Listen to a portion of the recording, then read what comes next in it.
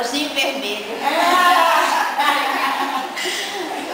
Foi o primeiro que eu li, minha mãe contava e que me chamou a atenção, né? Foi o primeiro, depois que eu... Com 6 anos que eu estava lendo. E o que me interessou primeiro foi o Chapeuzinho Vermelho. Nós sabemos que o livro, eles são riquezas. E essas riquezas, né, onde nós podemos encontrá-las? Certamente na biblioteca, né? Eu gostaria de saber, você assim, frequentava muito a biblioteca, sempre estava lá olhando um livro, outro, mais outro. Gostaria de saber sobre essa...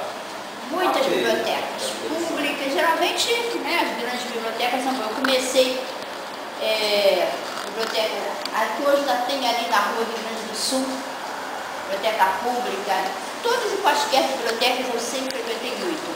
Depois na faculdade, principalmente na época do mestrado, eu virava esse Rio de Janeiro, ia na PUC, ia na Biblioteca Nacional, sempre frequentei muito, inclusive, e depois aconteceu um fato interessante.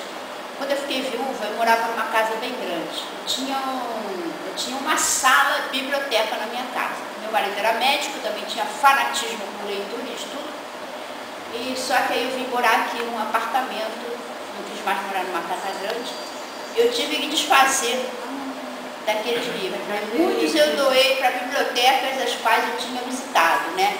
E outras também, inclusive algumas de...